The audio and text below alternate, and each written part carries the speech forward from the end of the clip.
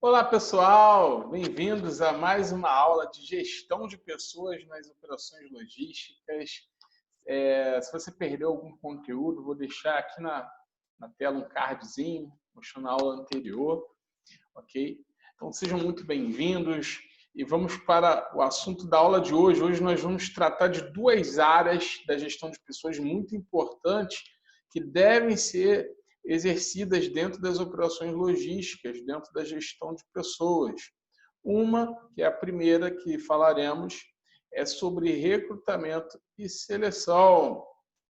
Então, o gestor líder de logística, ele também tem que estar preparado para poder recrutar e selecionar novos colaboradores.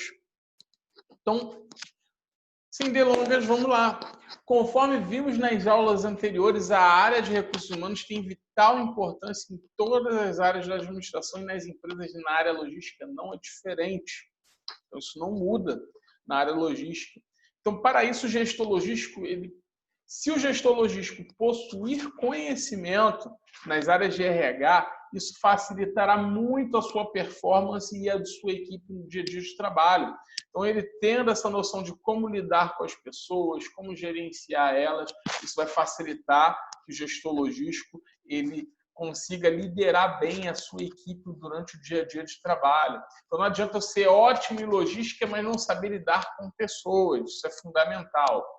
Segundo ponto, para isso deve-se ter noções de recrutamento e seleção, treinamento e desenvolvimento, avaliação de desempenho e avaliação de cargos e salários.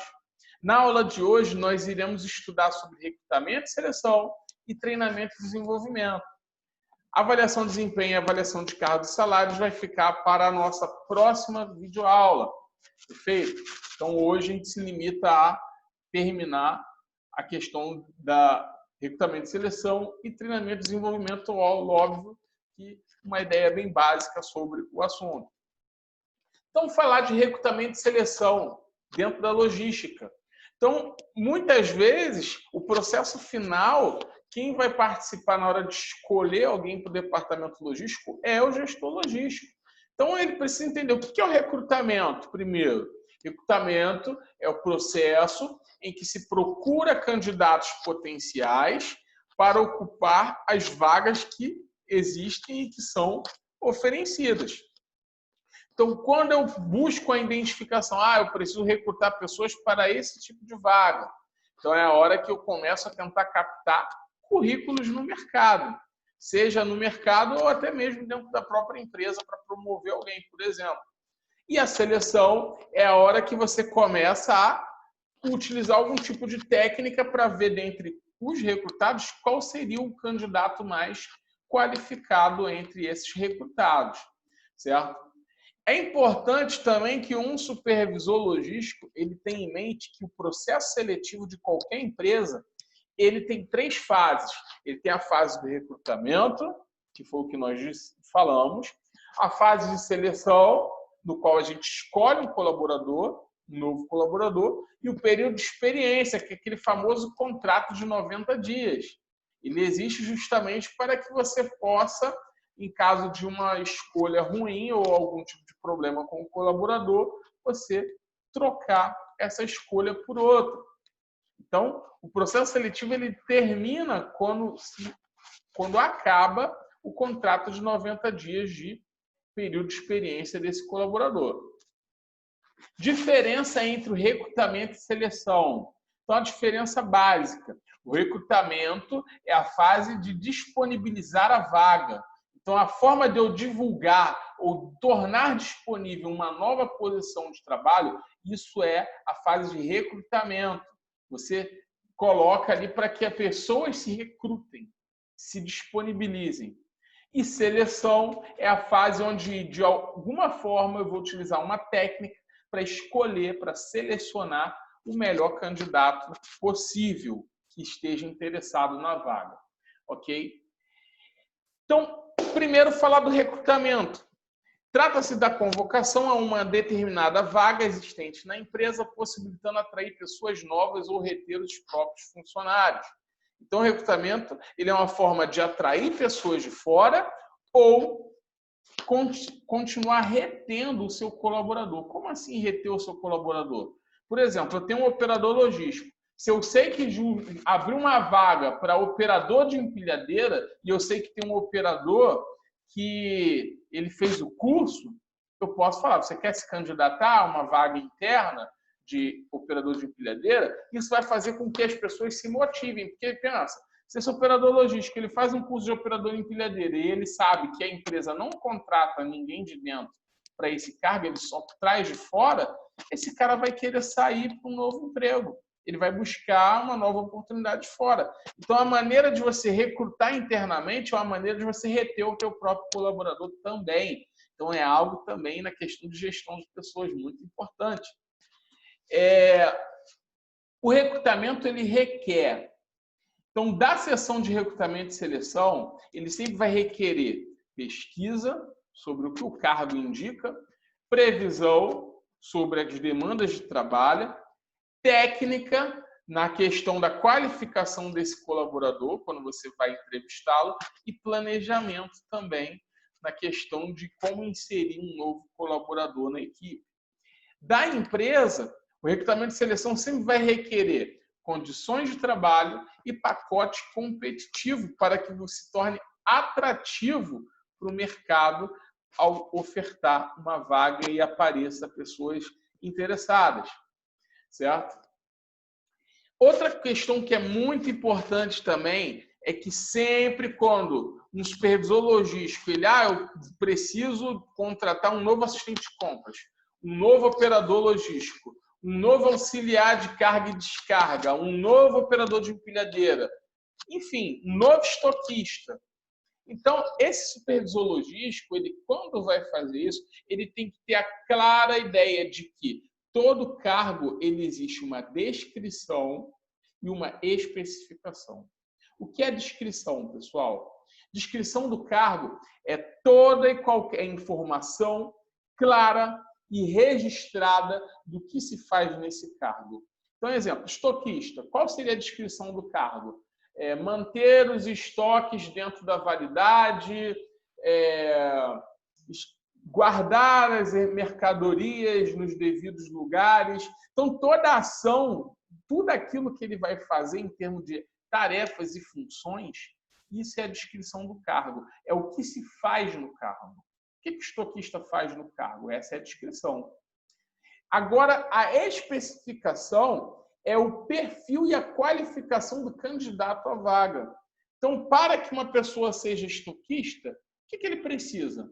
Qual o perfil dele? Qual é a qualificação? Ele precisa ter um ensino médio completo, ele precisa ter feito um curso de técnica em logística, ele precisa ter um curso de noções de almoxarifado, ele precisa ser dinâmico, proativo no seu perfil, ok? Então, aquilo que o candidato precisa ter para cumprir uma vaga é a especificação. E aquilo que ele vai precisar fazer no cargo é a descrição. Essas são as diferenças. Mas por que isso é necessário? Porque sempre quando eu vou anunciar uma vaga, eu preciso preencher o que essa pessoa vai fazer nesse cargo e o que ela precisa ter para poder concorrer a essa vaga. Por isso, a descrição e a especificação no recrutamento. Ok? Fontes de recrutamento. Então, o recrutamento ele pode ser dividido em duas principais fontes de captação. E eu já falei aqui antecipadamente. Recrutamento interno, quando a gente consegue captar pessoas de dentro da própria empresa que estejam interessadas numa futura vaga, ou o recrutamento externo. Geralmente, o recrutamento interno ele vai ser mais utilizado para cargos mais elevados. Exemplo, eu sou supervisor logístico, eu estou tendo uma oportunidade de virar um gerente em outra unidade e eu tinha um analista logístico no qual eu julgo estar preparado à supervisão logística. Então, eu pergunto, você gostaria de se candidatar à supervisão logística? Participar do processo? Então, isso é um recrutamento interno. Então, é aquele onde o processo, onde as empresas olham para dentro do próprio setor e os seus colaboradores são capazes de desempenhar novos cargos quando identificado o potencial para isso. e são convidados a participarem do processo seletivo. Às vezes, dentro desse processo seletivo, o próprio colaborador ele concorre com pessoas de fora. Então, isso é interessante porque deixa o ambiente mais competitivo, as pessoas se motivam mais a quererem continuar na empresa porque sabem que terão oportunidades futuras de melhores cargos. Para isso, o recrutamento interno. Já o recrutamento externo é quando se olha para o mercado. Eu preciso buscar no mercado algum tipo de colaborador para entrar aqui nessa posição. Então, o profissional potencial que mais possa ser capaz de desempenhar o cargo oferecido seja convidado a participar do processo seletivo quando ela vem no mercado. Perfeito? Algumas diferenças aí, né? Então, o recrutamento interno busca candidatos dentro da empresa e o recrutamento externo busca fora. O recrutamento interno envolve processos de promoção e remanejamento, já o recrutamento externo, possibilidade de nova personalidade e novos talentos na empresa. Então, se a empresa quer novos processos produtivos, inovação, criatividade, ela busca fora no mercado. Se ela quer promover ou fazer remanejamento de pessoas, o recrutamento interno.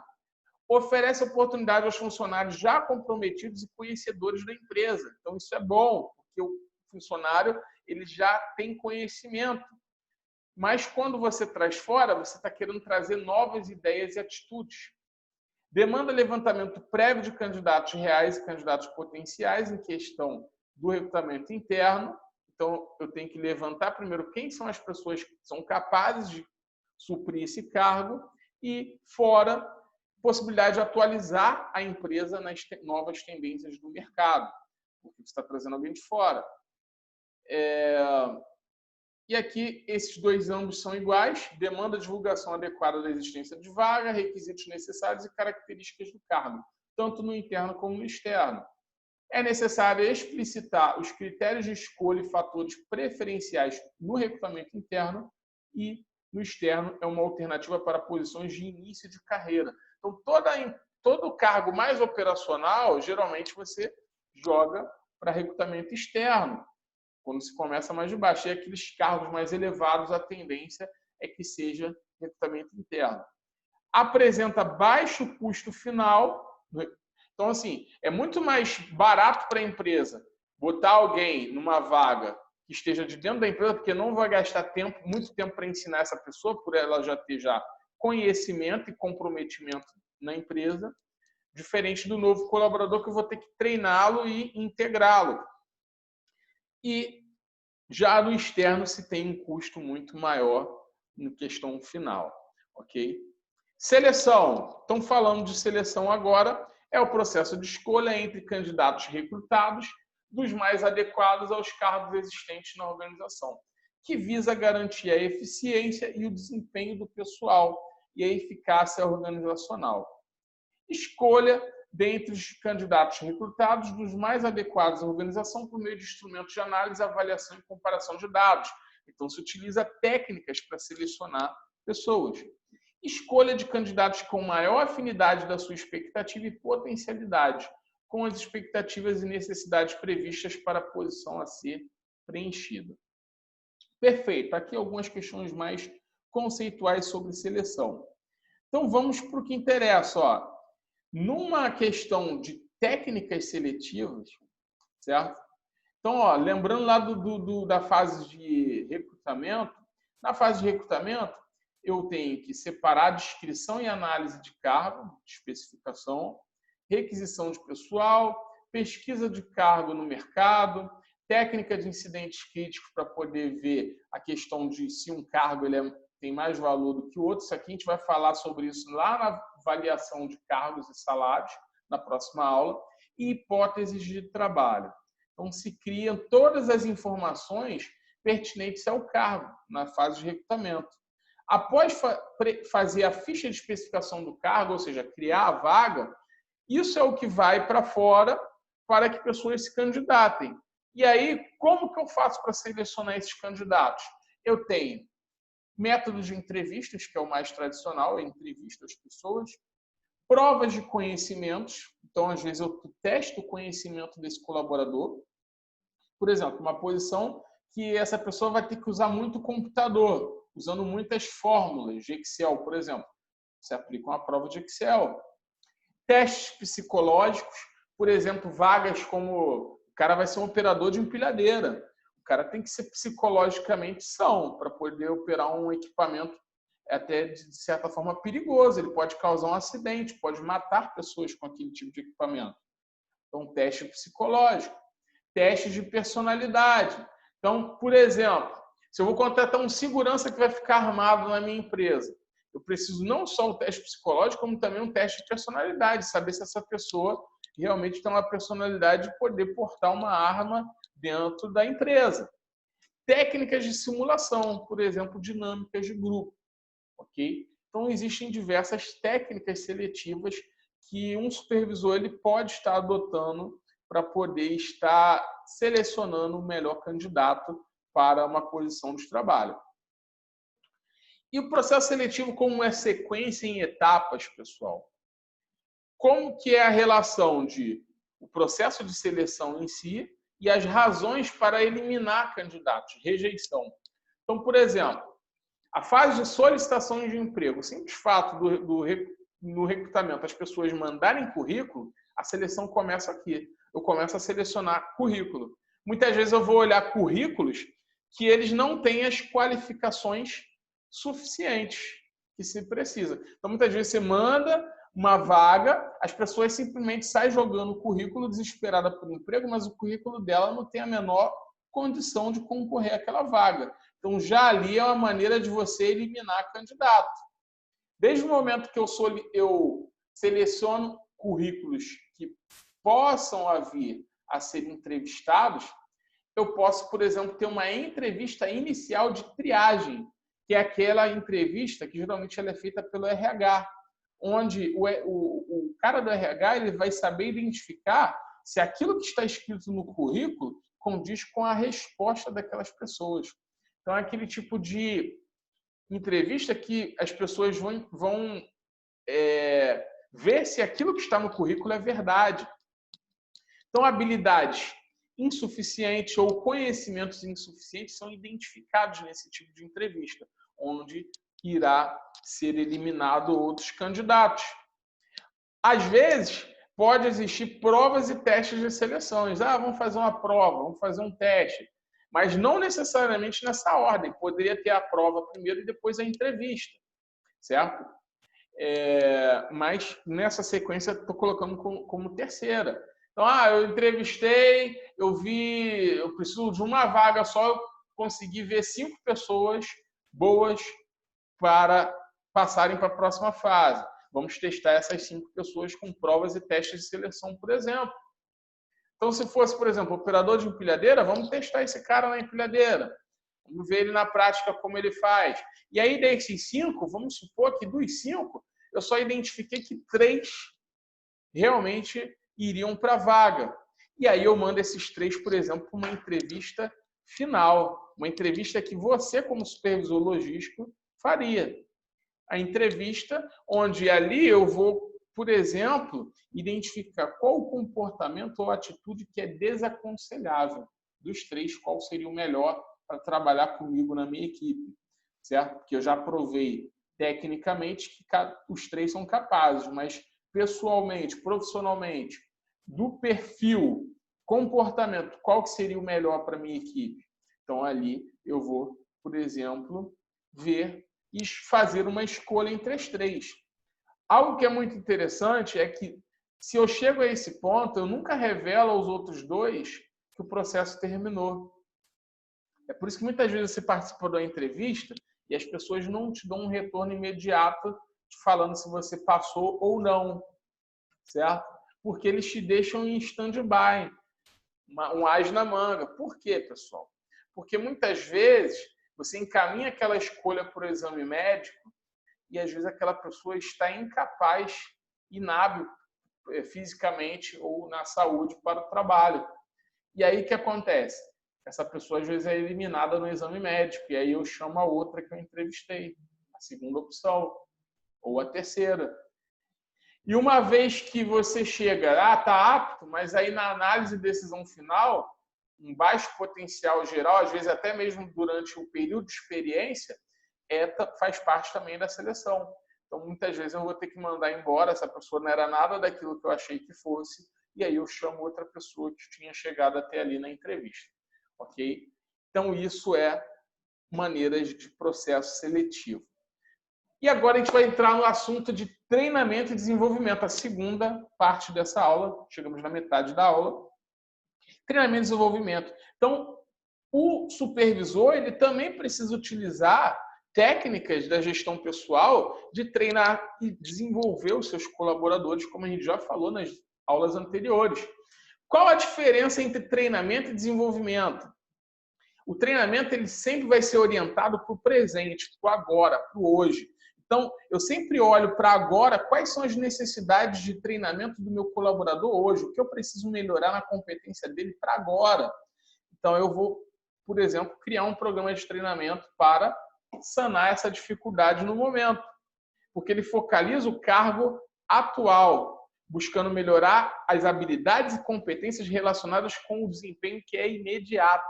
Já o desenvolvimento, eu vou focalizar em ações futuras. Por exemplo, eu vou olhar para um colaborador e falar, pô, esse cara que é operador de empilhadeira, pô, o cara é inteligente, hein? Poxa, eu vou começar a desenvolver ele para um dia ele se tornar um novo analista aqui da nossa equipe. Então, isso é desenvolver o colaborador, vou começar a ensinar ele, vou começar a colocar ele em programas de treinamento que vai dar ele a chance dele um dia estar apto a virar um analista aqui na empresa. Então, isso é o desenvolvimento, eu enxergo para o futuro. Qual é o ponto comum entre ambos? Ambos constituem processos de aprendizagem. Então, ambos, eu vou promover a aprendizagem do colaborador, tanto no ato de treiná-lo no presente, como desenvolvê-lo para o futuro. E a aprendizagem, ela significa uma mudança no comportamento da pessoa, através da incorporação de um novo hábito, uma nova atitude, um novo conhecimento, uma nova competência, destrezas, que são habilidades ou capacidades. Perfeito? Destaca-se a diferença entre o treinamento e o desenvolvimento das pessoas. O treinamento tem como objetivo principal aperfeiçoar profissionalmente o colaborador no desempenho das funções que ele já executa. Já o desenvolvimento de pessoas, ele é voltado para o desenvolvimento do colaborador em função de novos cargos a serem abertos dentro da empresa. Sendo assim, ele deverá aprender a execução de novas tarefas. Então, quando você quer desenvolver alguém, você vai ensinar ele a fazer coisas totalmente diferentes do que ele está acostumado para se desenvolver. Perfeito? E aí vamos falar primeiro agora do treinamento, para poder já ir para a parte final. Falamos sobre a diferença entre treinamento e desenvolvimento, mas falando separadamente, o treinamento, como fazer um programa de treinamento? O processo de treinamento, pessoal, ele é um processo cíclico e contínuo, composto de 4 etapas. Etapa de necessidades a satisfazer, desenho do treinamento, condução do treinamento e avaliação de resultados. Então, você como supervisor logístico, quando você olha, preciso treinar meus colaboradores. Primeira coisa que você tem que pensar é o seguinte, quais as necessidades que eu tenho a satisfazer? Por que eu preciso treinar pessoas? Eu preciso levantar as necessidades de treinamento a serem feitas. Essas necessidades podem ser passadas presentes ou futuras. Então, eu posso ter uma necessidade agora imediata ou uma necessidade de treinamento futura. E a gente vai já dizer o porquê disso. Desenho do treinamento. Então, o desenho, quando eu desenho um treinamento, é quando eu já sei o que eu quero fazer e o que eu preciso. E aí eu começo a elaborar como fazer, onde fazer, quando. A gente já vai falar também sobre isso. Condução do treinamento. É o ato de você conduzir mesmo, de o treinamento realmente acontecer, a ação. E a avaliação é o pós-treinamento, é você tirar lições e números do que se obteve após esse treinamento. E aí vem a questão da explicação individual. Tá? Na fase de necessidade a satisfazer, é a fase onde você tira um diagnóstico da situação. O que seria esse diagnóstico da situação? É quando você olha para um determinado problema e aí você, por exemplo, olha, qual que é a causa desse problema? Como que eu trato esse problema? E aí eu vejo muitas vezes que o problema ele se encontra em relação a objetivos da organização, ou às vezes por competências necessárias